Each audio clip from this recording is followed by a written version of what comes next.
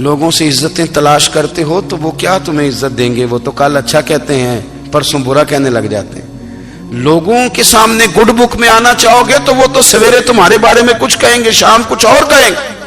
اپنی روحانی زندگی آباد کریں، اپنے مسلح کو وقت دیں، اور دنیا سے چھپ کر اس موبائل کو بند کر کے اور اپنے آپ سے بھی چھپ کے اور تنہا ہو کے چھپا کے سارا کچھ اپنے آنسو اپنے رب کی بارگاہ میں پیش کریں، اس کے حضور حاضری دیں۔ سنو نا ترمذی کی حدیث، اور اسے یاد رکھنا، نبی پاک علیہ السلام نے فرمایا اپنے دکھ لوگوں کے سامنے نہ بیان کرنا، سیٹھوں نوابوں کو نہ بتاتے پھرنا، دنیا داروں کے سامنے جا کے نہ رونا کہ میں تکلیف میں ہوں۔ فرمایا اگر دنیا داروں کو دکھ بتاؤ گے رب تمہیں کبھی غنی نہیں کرے گا۔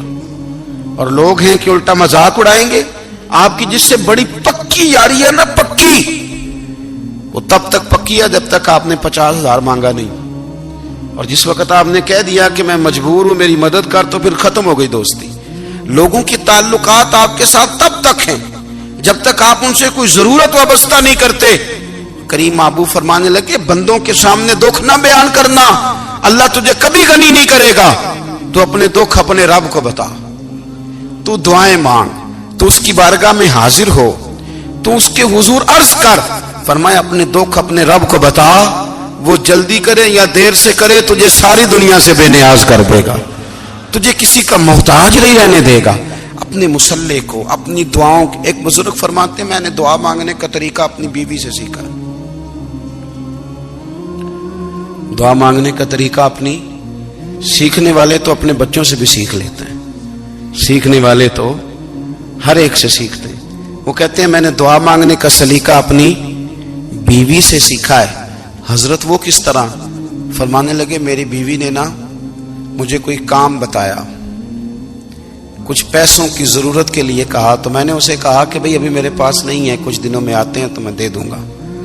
عورتوں کی عادت ہوتی ہے وہ بار بار یاد کراتی ہیں، 2-4 دنوں کے بعد پھر اس نے کہا حضرت وہ میں نے کہا تھا کچھ پیسے، میں نے اسے کہا کہ ابھی میرے پاس نہیں ہے، کچھ دنوں میں ملتے ہیں تو میں تمہیں دے دوں گا۔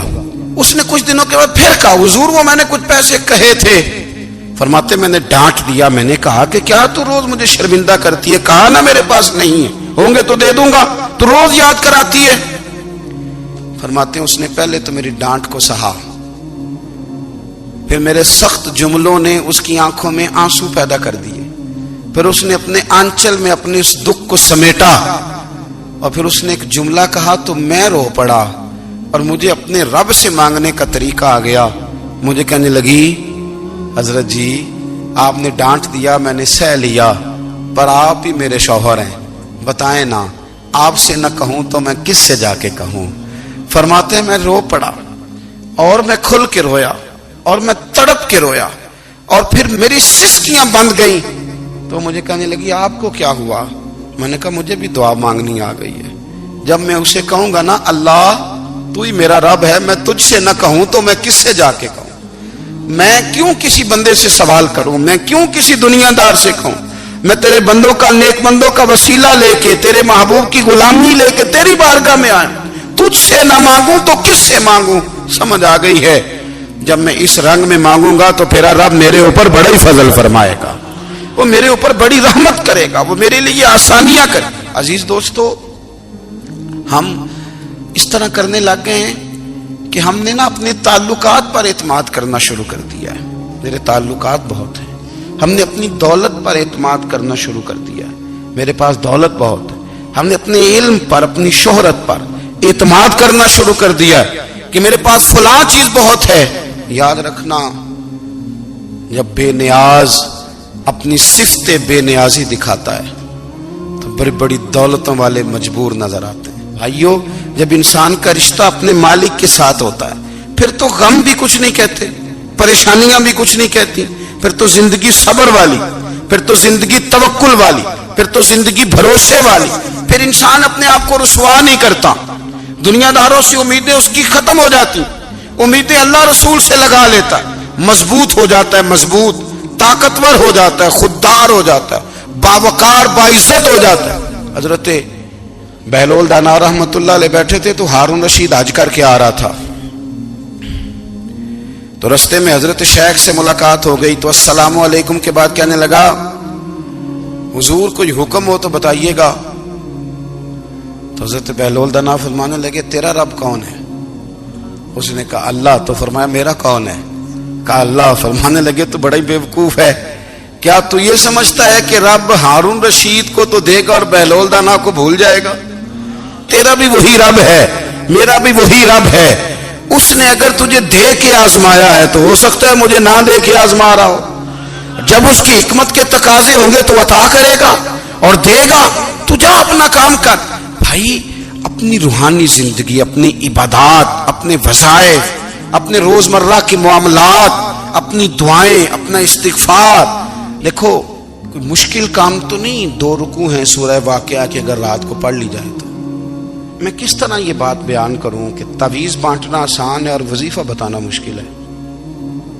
سارا دن تعویذ بانٹیں تو لوگ لینے کو تیار ہیں، اور اگر آپ وظیفہ بتائیں تو کہتے ہیں تو مشکل کام ہے. او خدا کے بندے، اگر آپ کا تعلق قرآن پاک کے ساتھ مضبوط ہو، قرآن پاک کے ساتھ اگر آپ کا رشتہ ہو، لوگ سفارشیں ڈھونڈتے ہیں نا دنیا میں کوئی تعلق مل جائے تو میرا کام ہو جائے. دنیا میں اتنا مشکل معاملہ ہے، آخرت میں مجھے بتائیے گا کتنا مشکل معاملہ ہوگا. میرے نبی پاک صلی اللہ تعالی علیہ وسلم نے فرمایا جو لوگ سورہ ملک پڑھا کرتے تھے نا، سورہ ملک، یہ سورت ملک قیامت میں ان کی سفارش کرے گی اور اس طرح کرے گی کہ کہے گی اے اللہ یہاں اس بندے کو جنت میں داخل کر دے یا مجھے قرآن پاک سے علیحدہ کر دے. تو رب فرمائے گا جا اس کا دامن تھام کے اسے جنت تک پہنچایا. آپ بات کو سمجھیں، جب آپ کے تعلقات اپنے معاملات کے ساتھ مضبوط ہوں گے، یہ نبی کریم نے وعدہ کیا ہے کہ تو سورت واقعہ پڑھ تیرے گھر میں فاقہ نہیں آئے گا. حضرت عبداللہ ابن مسعود رضی اللہ تعالیٰ عنہ بیمار تھے تو حضرت عثمان غنی رضی اللہ تعالیٰ عنہ تیمارداری کے لیے تشریف لے گئے اور جا کر کے کہا کہ آپ بڑے بیمار ہیں، آپ کی بیٹیاں زیادہ ہیں، میں چاہتا ہوں کہ خزانے میں سے کچھ مدد کروں. تو سیدنا عبداللہ ابن مسعود رضی اللہ تعالیٰ عنہ اٹھ کے بیٹھ گئے اور کہنے لگے امیر المومنین اللہ آپ کو میری طرف سے میری بیٹیوں کی طرف سے بہتر صلہ دے. میری بیٹیوں کو کسی خزانے کی ضرورت نہیں، میں نے انہیں خزانہ دے دیا ہے. کہا جناب آپ نے کون سا خزانہ دیا ہے، میں آپ کے مالی معاملات کو جانتا ہوں. تو فرمانے لگے امیر المومنین میرے نبی کریم نے فرمایا ہے جو سورت واقعہ پڑھے اسے کبھی فاقہ نہیں آتا. میں نے بیٹیوں کو یاد کرا دی ہے، یہ خزانہ میں نے انہیں دے دیا ہے. وہ سارے والدین سنیں جو بیٹیوں کے لیے پریشان رہتے. حضرت عبداللہ ابن مسعود نصیحت کر رہے ہیں، فرمانے لگے میں نے سورت واقعہ یاد بھی کرا دی ہے، پڑھنے کی عادت بھی ڈال دی ہے. حضور نے فرمایا ہے جو سورت واقعہ پڑھے اسے فاقہ نہیں آتا. کہنے لگے چاند تو اپنی جگہ چھوڑ سکتا ہے، سورج گر سکتا ہے، تارے ٹوٹ سکتے ہیں، پر مدینے والے رسول کی بات غلط نہیں ہو سکتی. حضور نے فرمایا فاقہ نہیں آئے گا تو انشاءاللہ کبھی بھی نہیں آئے گا. کرنے کا کام یہ ہے کہ ہم اپنے معاملات، اپنی عبادات، اپنی دعائیں کبھی 10 منٹ عادت ہو جائے نا دعا مانگنے کی علیحدہ سے رات کو. حضور نے فرمایا جو فرض نماز کے بعد دعا مانگے اللہ اس کی قبول کر لیتا ہے. نبی پاک صلی اللہ تعالی علیہ وسلم نے فرمایا اللہ مسافر کی دعا قبول فرماتا ہے. حضور نے فرمایا اللہ مظلوم کی دعا قبول فرماتا ہے. حضور نے فرمایا بیمار سے دعا کراؤ اللہ اس کی دعا قبول فرماتا ہے.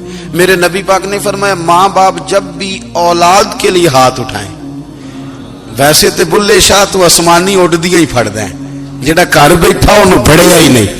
حضور فرمانے لگے ماں باپ جب بھی اولاد کے لیے دعا فرمائیں اللہ ان کی دعا کو قبول کرتا ہے. آپ اپنا تعلق بنائیں دعا کے ساتھ، عبادت کے ساتھ، مصلی کے ساتھ رشتہ بنائیں، استغفار پڑھیں. صلاح الدین ایوبی صلیبی جنگوں میں تھے، رات کو مسجد اقصی میں نماز پڑھی تو پریشان تھے. ایک بزرگ سے ملاقات ہوئی تو وہ کہنے لگے کہ آپ بڑے پریشان ہیں. کہنے لگے حضور پریشان اس لیے ہوں کہ پہلے ہی مسلمان کمزور ہے، اب میں نے سنا ہے دشمن کا ایک بحری بیڑا وہ جنگی سامان سے بھرا ہوا آ رہا ہے، تو اب ان کے پاس اور تلواریں اور نیزے آ جائیں گے، مسلمانوں کے پاس پہلے ہی وسائل کی کمی ہے، پریشان ہو کس طرح کر کے مقابلہ کریں گے. یہ بات کہتے ہی صلاح الدین ایوبی نے بزرگوں سے کہا حضور آپ بھی دعا کرنا. دعا کی بڑی طاقت ہے. میرے نبی پاک نے فرمایا دعا مومن کا ہتھیار ہے. دعا مومن کا حضور نے فرمایا تقدیر کو سوائے دعا کے کوئی چیز نہیں بدل سکتی. دعا مومن کا ہتھیار ہے. یہ کافر کے پاس کوئی نہیں، یہ ہتھیار ہے مومن کا. اللہ کرے آپ کو سمجھ آئے. پھر سنیں، کئی بار کہہ چکا ہوں، یہ ہتھیار ہے. کافر کے مقابلے میں جو تیرے پاس سب سے بڑا ہتھیار ہے وہ دعا ہے.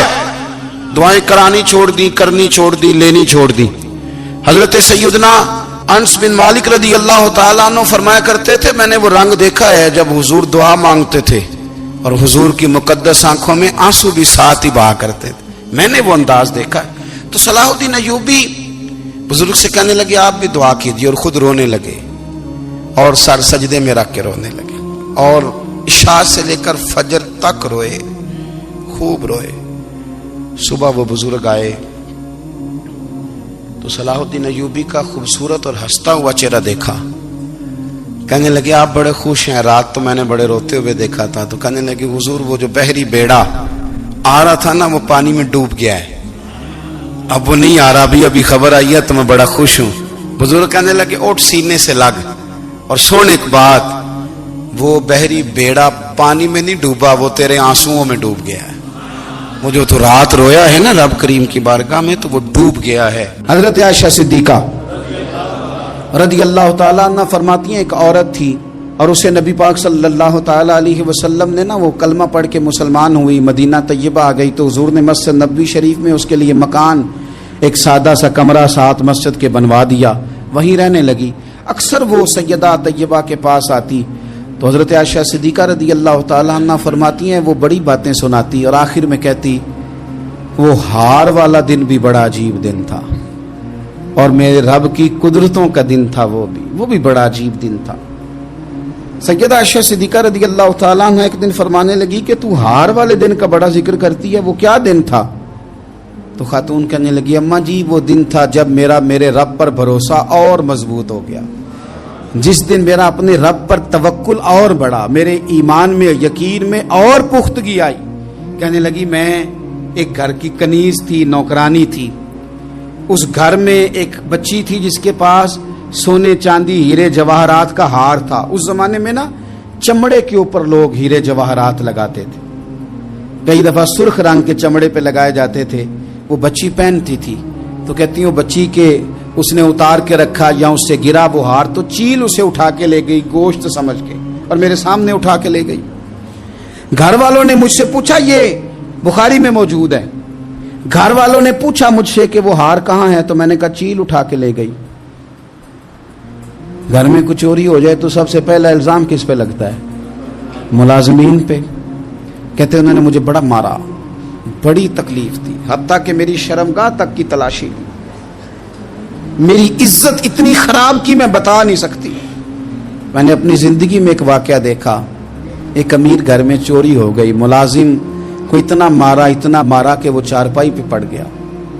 پولیس والوں سے اتنی مار پروائی گئی کہ وہ بیچارہ چارپائی پہ پڑ گیا اور پھر وہ اتنا بیمار ہوا اور کچھ دنوں کے بعد پتہ چل گیا کہ چور تو اپنا بیٹا ہے ان کا.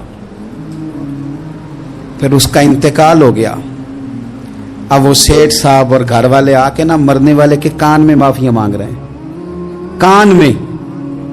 تو میں نے ان سے پھر کہا تھا کہ یہ تو اب چلا گیا ہے، تمہارا زور چلتا تھا نا تو تم نے قانون خریدا اور تم نے اسے جتنا ہو سکا تم نے اسے مار پڑوائی. تمہارے پاس جو عدالتیں تھی تم نے وہاں کاروائی کی، اب ایک عدالت قیامت کے دن لگے گی.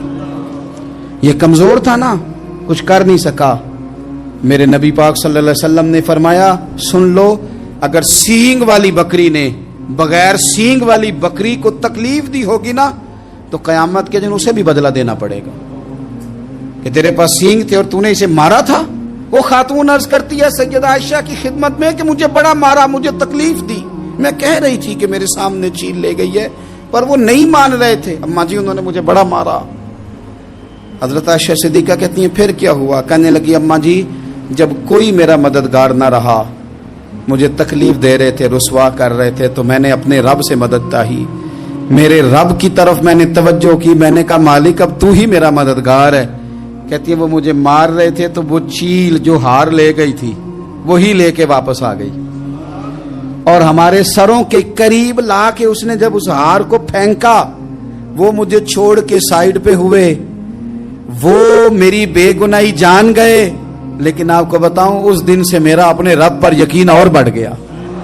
मुझे समझ आ गई कि जब इंसान पूरा टूट जाता है और जब कोई चारों जानिब उसका मददगार नहीं होता, तो रब तो होता है ना, अल्लाह तो उसका मददगार होता है ना, वो तो फिर अपने उस बंदे की मदद करता है ना, फिर वो तो तवानाई देता है ना, वो तन्हा नहीं छोड़ता, वो तो आंसुओं वालों के आंसुओं पे बड़ा करम फरमाता है, वो तो कसम पुरसी में आ जाता है, उसकी रहमत बढ़ के इस्तकबाल कर लेती। ओ मेरी मिल्लत के जवानों, मजा नहीं आ जाता जब सारी दुनिया सोई हो, सारी दुनिया, और बिस्तर भी गर्म हो और नींद भी पूरा गलबा कर रही हो, और अचानक घंटी बजे दिमाग में, आंख खुले, घड़ी पे नजर पड़े, 3:30-4 बजे का पैगाम घड़ी बताए, और कोई चढ़ती जवानी वाला उठ के वुजू करे, और जब वो मुसल्ला खोल के बिछाए तो मदीने वाले महबूब कहते हैं कि हर नमाज पे रब सवाब देता है, और जो उठ के तहज्जुद की नमाज पढ़े उसे देख के तो रब मुस्कुराता है, जो उसकी शान के लायक है, जो उसकी शान के लायक, वो मुस्कुराता है, खुश होता है कि मेरा बंदा तहज्जुद में उठ गया, वो मुस्कुराता है। काश हमारी सुबहें कभी अपने मालिक के नाम हो जाएं, काश के सुबह। हजरत अबुल हसन रहमतुल्लाह ताला अलैह हजरत माज इब्न जबल रदी अल्लाह ताला अन्हु के पास बैठा करते थे। फरमाते हैं उनसे जो प्यार बढ़ा तो फिर मेरा मुसल्ले से भी बढ़ गया। ताबीए फरमाते हैं सहाबी रसूल से मोहब्बत हुई तो जिक्र से भी हो गई, फिर दुरूद शरीफ से भी हो गई। मोहब्बत उनसे बढ़ी तो फिर अल्लाह ने मस्जिद का प्यार भी बढ़ा दिया। आप फरमाते हैं कि मेरी हर वक्त तबीयत चाहती थी कि बस अल्लाह अल्लाह करूं, बस अल्लाह अल्लाह करूं, बस ना मैं जरा थोड़ी जान छुड़ाऊं लोगों से, कुछ 10 मिनट मिले तो मैं कुछ 4 नफल पढ़ लूं, मैं थोड़ा सा ना बचूं लोगों से, और मुझे तस्बीह मिले तो मैं ना कुछ 400-500 दफा इस्तिगफार पढ़ूं, सुभान अल्लाह, अल्हम्दुलिल्लाह, अल्लाहु अकबर, ला हौला वला कुव्वता इल्ला बिल्लाह, मैं ना तस्बीहात पढ़ूं। फरमाते हैं कि बच्चे थे घर में 6-7, गुर्बत थी, काम मिलता कोई नहीं था, और मैं काम चोर नहीं था, काम ढूंढता था, पर अल्लाह की कुदरत के काम नहीं मिलता था। फरमाते हैं कि मैंने एक दिन अपनी अहलिया से कहा कि आज मैं फिर जाता हूँ काम ढूंढने, तो मेरी बीवी बड़ी फर्मा बरदार थी, पर उस दिन ना गुर्बत के हाथों तंग आके कहने लगी, आज नाना कोई तू चीज लेके आया, तो मुझसे बच्चों की भूख नहीं देखी जाती है, सब रोगां दा रोग मुहम्मद जिसदा नाम गरीबी, कंड बुला के लंघ जाते नहीं दोस्त यार करीबी, आज ना कुछ लेके आया तो मैं बच्चे लेके मेके चली जाऊंगी। शेख फरमाते हैं कि मैं बड़ा परेशान घर से निकला, पर मैंने सुबह से लेके जोर तक काम ढूंढा, काम मिला कोई नहीं। तो मेरे दिल में ख्याल आया, चलो काम नहीं मिलता तो अल्लाह अल्लाह तो करे ना, चलो बंदों की मजदूरी नहीं मिलती तो रब करीम की इबादत ही करते हैं। फरमाते हैं कि मैंने ना फुरात के पानी से वुजू किया, नहर के, शदीद धूप थी, साथ रेत थी और रेत तप रही थी, मैंने अपना रुमाल वहीं मुसल्ला के तौर पर बिछा लिया, और फरमाते हैं कि जोर से लेकर असर तक नमाज पढ़ी, धूप भी पूरे जोर पे, पर मेरे सजदे का ज़ौक़ भी पूरे जोर पे। फरमाते हैं सूरज भी चमक रहा है और रब की इबादत का ज़ौक़ भी पूरे जोर पे, मैं सजदा करूं तो फिर मेरा उठाने को जी ना चाहे। मेरे उस्ताद लिखा करते थे, ये उनका शेर है, वो कहा करते थे, मुझे सोज दे, मुझे साज दे, और मुझे नीम शब का न्याज दे, दमे सजदा खुद को मैं तोड़ दूं, मुझे ऐसा ज़ौक़े नमाज दे। और मैं तेरी बहार का फूल हूं, मैं खिला भी हूं तो तेरे लिए, मुझे मेरी शाख से तोड़ ले, मुझे अपनी जुल्फ का नाज दे। भाई फरमाते हैं कि असर तक मैंने नफल पढ़े, दिल ढलने लगा, असर की नमाज पढ़ी और मैं वहां से चला। अब मैं जब निकलने लगा तो दिल में ख्याल आया कि छोटी छोटी दीवारें हैं घर की, बगैर कुछ लिए जाऊंगा तो बीवी दूर से देखेगी तो शोर करेगी कि फिर खाली हाथ आ गया है। कहते मैंने अपने उसी रुमाल में जिस पे मैंने नमाज पढ़ी थी ना, रुमाल में की आखी दे पंजाबी जी साफा, कहते हैं उसी में ना मैंने कुछ रेत भर ली कि वो दूर से देखेगी तो समझेगी कुछ लेके आया है, चलो जाके उसे बता दूंगा कि आज फिर मजदूरी नहीं मिली। कहते हैं वो रेत लेकर जब मैं घर में गया तो पहले बीवी दरवाजे पे खड़ी होती थी, पूछती थी खाली हाथ आ गए हो? आज मैंने देखा तो है ही कोई नहीं। फरमाते हैं मैं अंदर दाखिल हुआ, सलाम लिए, कोने में मैंने वो रुमाल रख दिया और मैंने आवाज दी कि भली मानस कहां हो? तो वो कहने लगी आप मुंह हाथ धो ले, मैं रोटी लेके आई। मैंने कहा रोटी कहां से आ गई? यहां तो कई दिनों के फाके, तो कई दिनों की गुर्बत है, यहां तो इस घर में तो फकीरी है। फरमाते हैं कि वो रोटी लेके आई और उस वक्त की जो मौजूदा नेमतें थी, समझ ले सलाद अचार हर चीज साथ लाई। मैंने कहा कि बच्चे कहां गए? कहने लगी वो खाना खा के खेलने गए, आप खाना खा लें आ जाते। खाना उसने चुन दिया। मैंने हैरत अंगेज लहजे में सारी नेमतें अपने दस्तरखान पे देख करके बीवी से पूछा ये कहां से आया खाना? बच्चों को तूने कहां से खाना खिलाया? ये सारा कुछ कैसा है? तो कहने लगी पता नहीं आज आप किस करीम की मजदूरी करने चले गए थे, पता नहीं किस करीम की, मेरे घर में तो इतनी नेमतें आई हैं कि मुझसे संभाली नहीं जा रही, इतना अनाज है, इतना गंदुम है, किस करीम के दरवाजे आज चले गए थे? ये कहते कहते वो उठी और उठ करके कहने लगी पहले बड़ा कुछ आया था, अब क्या ले आए हो? और जा करके ना उसने वो रेत वाला रुमाल खोला। कहने लगे मैं तो लेके आया था रेत, तो मेरे रब ने उसे भी सोने और हीरे बना दिया था। जब आपकी तवज्जो अल्लाह की जानी, मेरे नबी पाक सल्लल्लाहु ताला अलैहि वसल्लम ने फरमाया हर चीज अपने रब से मांग, हर चीज मांग, हर चीज मांग। या रसूलल्लाह क्या कुछ? मेरे महबूब ने फरमाया तेरे घर में नमक भी खत्म हो जाए तो वो भी अपने रब से मांगा कर, तो मांगना वो तुझे देगा, तो उसकी बारगाह में कशकोले तलब दराज तो करना। और तिरमिजी शरीफ में अजीब लफ्ज है, रसूल कायनात ने फरमाया, रब करीम फरमाता है जब मेरा बंदा हाथ उठाता है ना तो मुझे हया आती है कि मैं खाली कैसे लौटा दूं इसके।